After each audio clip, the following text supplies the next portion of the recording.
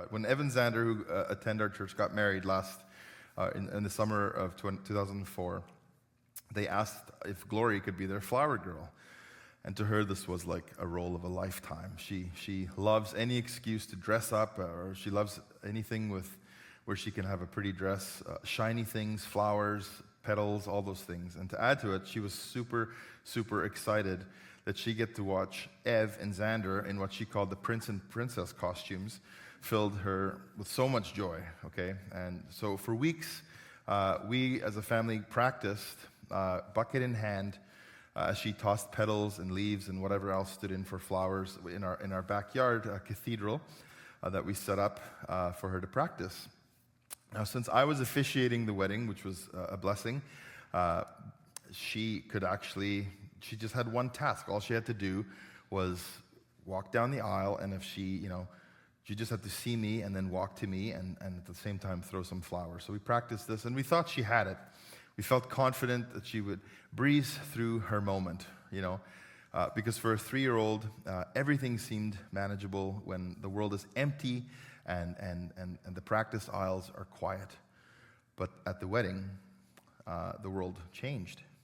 The chairs she passed with ease during the rehearsal all of a sudden were full. And we kind of forgot to tell her that was going to be a thing. There's all of a sudden like faces everywhere, eyes are everywhere, strangers, an ocean of people just watching her as she's coming down with her little basket full of flowers. And it turns out little details like that are important to 3-year-olds as well. So she steps onto this path full of courage, but as she reaches the place where she's about to start passing out petals or throwing or gently or whatever, however you do that, she froze. She froze, and the many faces startled her, and she didn't know what to do next. Her small shoulders tightened inward, her breath caught. She stood still and just in fear. And then my wife came up behind her with a gentle voice, and she said, "It's okay, honey, look forward. Look who's up there." But Glory wanted more than that. She wanted more than a reassuring prompt. She needed comfort. She needed the assurance that she wasn't alone. So Leah scooped her up and carried her down the aisle. And as they walked to the front, some of the petals did make it to the ground, not gracefully, more just surrendering to gravity. But when they reached the front, Glory finally turned from Leah's arms and looked at me, and I just whispered to her, "Good job, dear one." And she smiled, and it was in that moment that she started to relax again.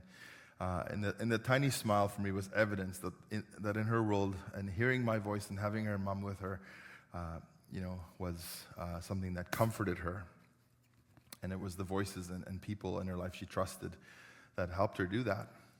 And is that not what we kind of all do in our lives, right? When darkness presses in or something happens, when fear gets the best of us, we reach instinctively for the voice that feels safe and comforting. We look for someone or sometimes something to make us feel okay. But friends, no worldly comfort, no human voice, not even the ones we love the most, is the right voice to place our trust in. No matter where we look for comfort in this world, that comfort will still be spoken by someone else who is navigating their own shadow, someone who's fighting their own way into the light. And if we only find comfort in those voices or things, we will ultimately find ourselves at some point disappointed down the road. And this is where many people get stuck in a cycle of dysfunction, pain and hurt, putting their trust and faith in only things or people. Because truly, only Jesus can speak with the authority of heaven and declare, "I am the light of the world." And every other voice, as kind and sincere as it may be, can only hold a candle. His voice is the whole sunrise. Amen? Now, like we learned last week, the story of Christmas reminds us that God refused to let humanity be stuck in the darkness, unable to fix what had been broken. So God steps into our story in the flesh, in human form, to rescue what had been broken. And we read last week from John 1, verse 14, where we read, "The Word became flesh and dwelt among us. We observed his glory, and the glory as the one and only Son from the Father, full of grace and truth." So God enters the world to rescue us, to save us, to teach us, to show us a better way. And he comes into the world as a baby. This was one silent night in a forgotten corner of the world.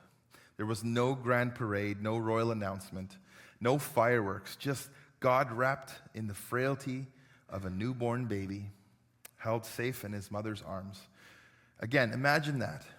Imagine the one who created the galaxies chose to cry like a child. The one who holds the oceans in his hands let a simple carpenter lift him. The King of all things borrowed a feeding trough as a crib. And he didn't come to hover above as a distant deity. He came close enough for humanity to see him, to cry, to grow up, to laugh, to experience all of human life and what it has to offer. He was close enough to hear, close enough to touch, close enough to understand every tear, every ache, every longing of human existence. He came to the darkness and he brought light. He came to flip the world inside out, to turn the light on again. Now, like I mentioned earlier, every story has a moment when the tension tightens. The forces of darkness try one last time to hold their ground. Then a hero steps into the struggle. Now, Jesus did not drift into a peaceful, gentle journey. Okay, right from the beginning, his light disturbed the shadows. Listen to this story from Matthew 2. This is what happened when Jesus was born. Matthew 2, verse 1 through 15, and you can follow on the screen. After Jesus was born in Bethlehem of Judea, in the days of King Herod, wise men from the east arrived in Jerusalem, saying, "Where is he who has been born King of the Jews? For we saw his star at its rising and have come to worship him." Well, when King Herod heard this, he was deeply disturbed, and all Jerusalem with him. So he assembled all the chief priests and scribes and of the people and asked them where the Messiah would be born. "In Bethlehem of Judea," they told him, "because this is what was written by the prophet. And you, Bethlehem, in the land of Judah, are by no means least among the rulers of Judah, because out of you will come a ruler who will shepherd my people Israel." Then Herod secretly summoned the wise men and asked them the exact time the star appeared. He sent them to Bethlehem and said, "Go and search carefully for the child. And when you find him, report back to me so that I too can go and worship him." Do you think he was telling the truth? Well, after hearing the king, they went on their way, and there it was, the star they had seen at its first rising. It led them until it came and stopped above the place where the child was. And when they saw the star, they were overwhelmed with joy. Entering the house, they saw the child with Mary, his mother, and falling to their knees, they worshipped him. Then they opened their treasures and presented him with gifts, gold, frankincense, and myrrh. And being warned in a dream not to go back to Herod, they returned to their own country by another route. Now after they were gone, an angel of the Lord appeared to Joseph in a dream, saying, "Get up, take the child and his mother, flee to Egypt, and stay there until I tell you. For Herod is about to search for the child and kill him." So he got up, took the child and his mother during the night, and escaped to Egypt. He stayed there until Herod's death, so that what was spoken by the Lord through the prophet might be fulfilled. "Out of Egypt I called my son." So we can see right from his birth, the darkness tried to silence Jesus. Right at his birth, his family is forced to flee. They become refugees in a foreign place. They're displaced, all because of a jealous king who felt threatened. The world and the devil himself tried to tempt him, distract him, and break him.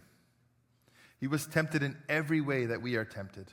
He faced rejection, betrayal, hunger, exhaustion, and grief, yet he did not sin. He carried perfect love through every moment. every moment of resistance. All because he trusted the voice of his Father in heaven over every other voice.